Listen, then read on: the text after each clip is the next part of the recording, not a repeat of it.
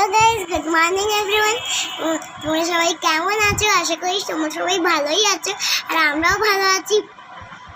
আজকে হচ্ছে স্যাটারডে, আর দেখতেই পাচ্ছ ধানমাই রোদ্দুর এসে গেছে, আর বর্ষা এসেছিল আবার পালিয়ে গেছে বর্ষা। আর এখন হচ্ছে মাম্মা কি কথা বলবে না কথা বলবে, চলো। গুড মর্নিং সবাইকে। এত পাকা পাকা কথা ও কোথা থেকে শিখছে, কীভাবে শিখছে, আই রিয়েলি ডোন্ট নো। যাই হোক, আজকে স্যাটারডে ছুটির দিন হলেও আমাদের মর্নিংটা অনেক সকালে হয়েছে। সোনামাও আজকে উঠেছে 6:45 অ্যারাউন্ড, আমি তারও আগে উঠেছি। উঠি সব সময় ছুটির দিনে একটু লেট করে আমরা উঠি। যাই হোক, আজকে খুব সকাল সকালে উঠে গেছি। মিস্টার দাস 6:30টায় বেরিয়ে গেছেন, তো তারপরে আমরাও উঠে পড়েছি, ও উঠে পড়েছে, আমিও ফ্রেশ হয়ে গেছি, ও রেডি হয়ে গেছে। এখন বাজে 10টা 10। এতক্ষণ আমরা কি করলাম? সকাল থেকে তো পড়তে বসার নাম নেই, ঠিক আছে ছেড়ে দাও। চলো, আমরা আজকে সকাল থেকে প্রচুর কাজ করেছি।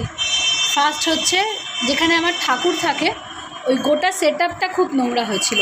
মানে ঠাকুরের ছবি টবি যেখানে ঠাকুর বসানো থাকে সেই জায়গাটা, নিচে যে জিনিসপত্রগুলো থাকে সেগুলো, ওভারঅল পুরো জায়গাটা ভীষণ নোংরা হয়েছিল। আমি অনেক দিন ধরে ভাবছি ওটা একটু ক্লিন করব, গোছাবো।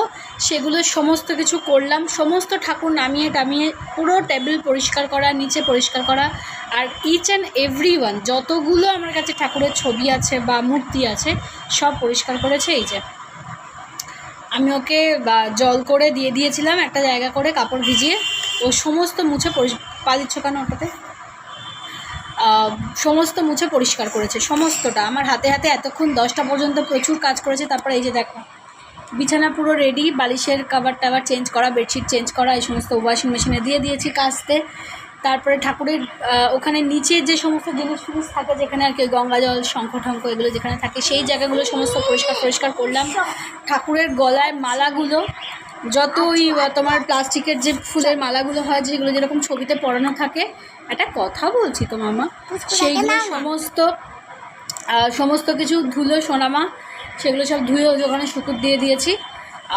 এই এত কিছু কাজ টাজ হয়েছে, কিছু জিনিস কিছুটা ক্লিন করা হয়েছে। আর তারপরে এই করতে করতে তারপরে ব্রেকফাস্ট করেছি, খিদে পেয়ে গেছিলো খুব জোর, দুজনে একটুখানি বাটার টোস্ট খেয়ে নিয়েছি।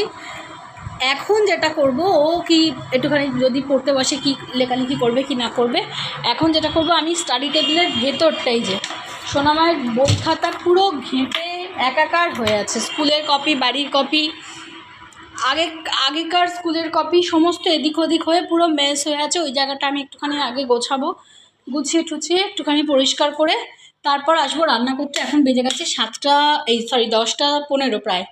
আর এবার দেখাই তোমাদের, এই যে দেখো জায়গাটা পুরো পরিষ্কার করলাম, ওপরে নিচে এখানে বাবার ছবি টবিগুলো ক্লিন করলাম, যা সমস্ত কাজ ছিল সেগুলো সব করলাম। খুব বাজে এখানটা হয়েছিল অবস্থা। যাই হোক, তো সোনামা আমাকে প্রত্যেকটা কাজে হেল্প করে সিরিয়াসলি। ও 4 বছর বয়সে যেটা করে আমি হয়তো এত ছোটো বয়সে করতাম না এতটা।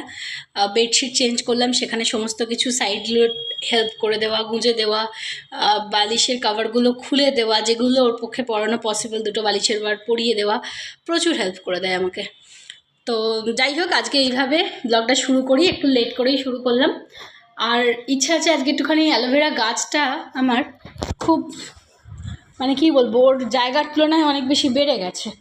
এই যে দেখো এইখানটায় থাকে গাছটা, তো এইটাকে আবার একটুখানি ছাদ থেকে বড় টবটা নামিয়ে নিয়ে এসে সেটাতে সেট করার ইচ্ছা আছে। জানি না কতটা করে উঠতে পারবো।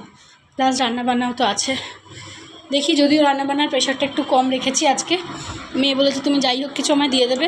হ্যাঁ, বাবা তো চিরকাল যাই হোক কিছু, মানে যা দিয়েই ভাত দিয়ে খেয়ে নেয়, সেরকম কোনো সমস্যা নেই। খালি শাক সবজি বাদ দিয়ে বাকি যা কিছু দেবে, মাছ মাংস ডিম দিয়ে আলু দিয়ে বাবা খেয়ে নেবে।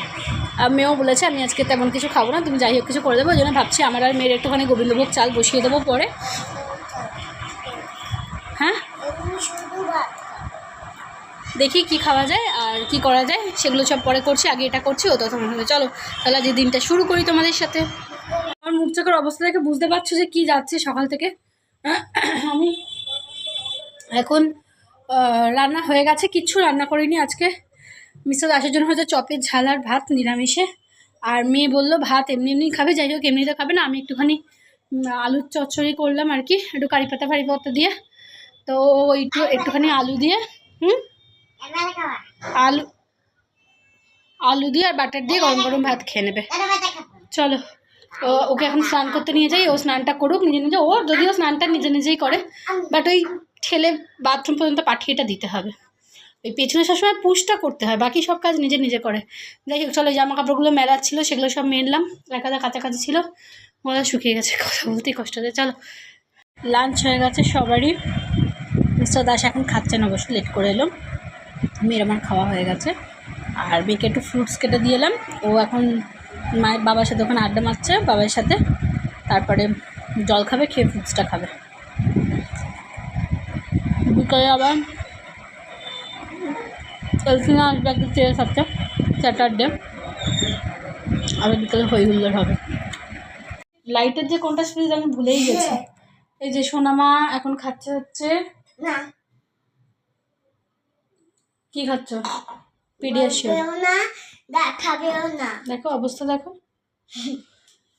কোন তাড়াতাড়ি ভাত খেয়ে নিয়েছে আজকে, কোন বেলায় ভাত খাওয়া হয়ে গেছে। মানে আজকে 10 মিনিটের মধ্যে আমার মেয়ে ভাত খেয়ে নিয়েছে, রেকর্ড ব্রেক। হ্যাঁ 5 মিনিটে, মানে 5 মিনিট 10 মিনিটের মধ্যে, 5 মিনিটের একটু বেশি 10 মিনিটের একটু কম। মানুষকে এরকম এত বড় মেয়েকে এরকম ঘুরে ঘুরে কেউ দুধ খাওয়ায় না, দাঁড়িয়ে গ্লাসটা ধরে নিজে নিজে খেয়ে নাও। যাই হোক, আচ্ছা এখন বেড়ে গেছে 5টারও বেশি, আর আমি এখানে এই যে চা করে রেখেছি অলরেডি, তা নিয়ে আসলে আর একটুখানি ফোটাবো। আর এই যে আজকে খুব সুন্দর একটুখানি সাদা আলুর তরকারি করেছি ম্যাডাম, আর কারি পাতা দিয়ে। কালকে কারি পাতা কিনেছি, দেখো শুধু বললাম 10 টাকার কারি পাতা দিতে, যে কিছু বানাবো, ও বাবা কারি পাতা দিয়েছে দেখো 5 টাকায় এত কারি পাতা দিয়েছে।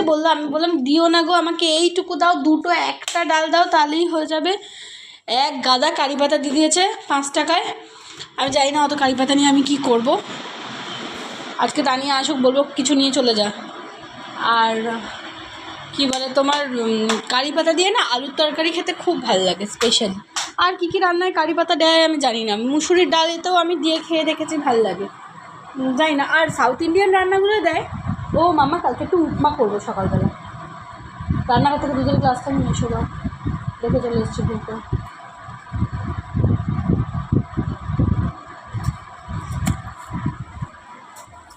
উঠে পড়লো তো, এই যে আমি নামলাম, দেখো জাস্ট ওয়াচ।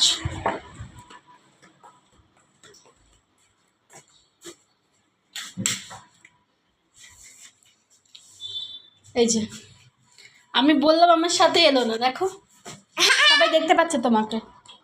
এই যে দেখলে, আমি বললাম ঘরে এসিটা চলছিল, ঘরটা ঠান্ডা ছিল, এসিটা একটু ঠান্ডা করে রাখো না, বন্ধ করার পরে। তো যাই হোক, এত কারি পাতা নিয়ে আমি কি করবো আমি জানি না নিজেই। মামা দেখো একটু দুধ খেতে কি জ্বালাচ্ছে, কখন দিয়েছি এই গ্লাসটার এইখানে, মানে আমি দেখাচ্ছি, এই যে আমার ইন্ডেক্স আঙুলটা যেখানে, এই যে এইখানে দুধ থাকে, এইটুকু দুধ হাফ গ্লাস, এইটুকু দুধও খাবে না, খেতে এত অশান্তি। আমি রেগে যাচ্ছি কিন্তু এবার।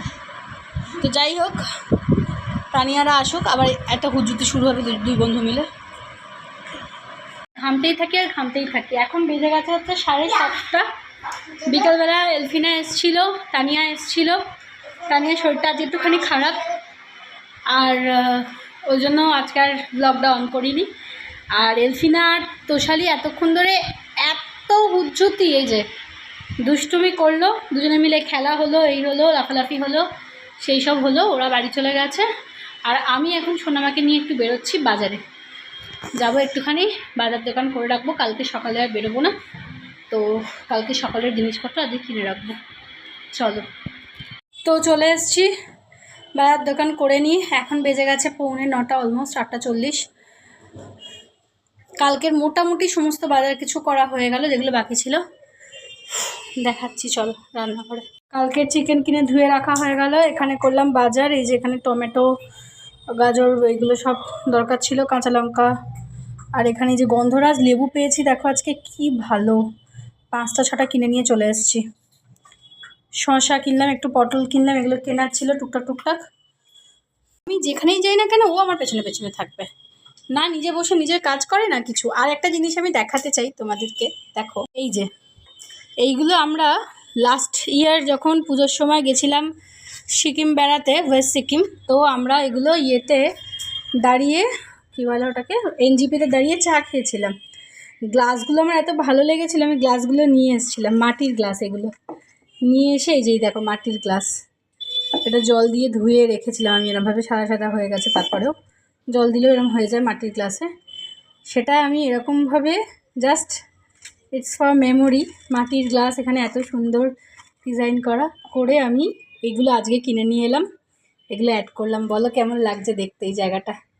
আমি এটা একটুখানি সুন্দর করার চেষ্টা করছি। আর এটা রান্নাঘর থেকে এখানে এনে রেখেছি আপাতত, কারণ কেন জানি না মনে হচ্ছে এটা রান্নাঘরে খুব একটা বাড়তে পারছে না। এই যে নিচে শেকড় বেরোচ্ছে কিন্তু বাড়তে পারছে না, সেখানে এখানে এনে রেখেছি। আমি চেঞ্জ করবো, করে সোনামাকে খাওয়াবো। সোনামা বলে আমি রাত্রে দুধ ভাত খাবো, কাজে আর রুটি ফুটি করার ঝামেলা নেই। মিস্টার দাসও ভাত খেয়ে নেবে, মিস্টার দাসকে একটু পকোড়া টাইপের কিছু বানিয়ে দেবো, গরম গরম ভাত দিয়ে খেয়ে নেবে।